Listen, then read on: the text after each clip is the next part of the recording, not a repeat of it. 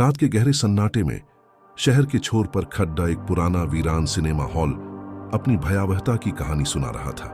इसकी दीवारें जर्जर थीं और हवा में एक अजीब सी उदासी घुली हुई थी, जैसे वक्त यहीं आकर थम गया हो। लाल और काले रंगों की गहरी छाया में लिपटा ये हॉल अपनी खोई हुई शान पर मातम मनाता हुआ प्रतीत हो रहा था। हॉल के अंदर का अंजारा और भी डरावना था। स्क्रीन पर धूल की मोटी परतें जमी थीं और जगह जगह से फटी हुई थीं।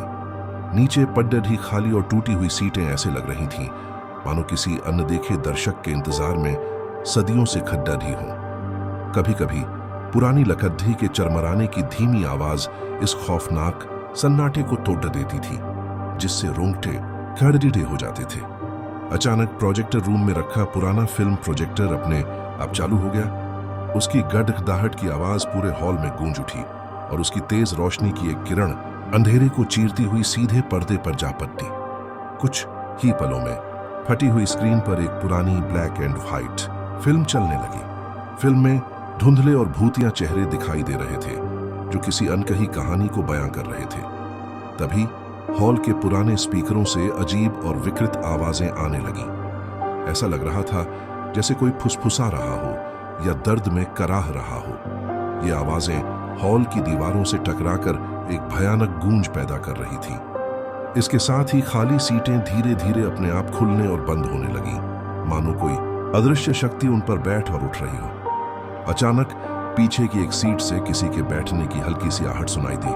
कपड्डी डीहों की सरसराहट और एक दबी हुई सांस महसूस हुई, लेकिन वहां कोई नहीं था। फिल्म चलते चलते अचानक रुक गई और स्क्रीन पर एक विशाल डरावना चेहरा उभर आया, जिसकी आंखें सीधे दर्शक को घूर रही थीं।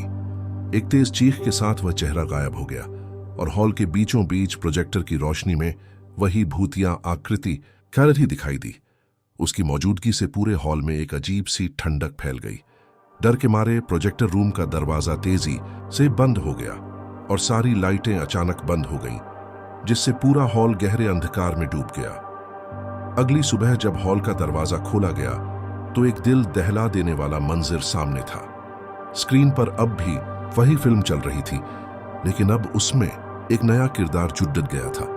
प्रोजेक्टर चलाने वाला गार्ड एक दर्शक की कुर्सी पर बैठा था। उसका चेहरा डर से पत्थर बन चुका था और उसकी आंखें स्क्रीन पर जमी हुई थीं।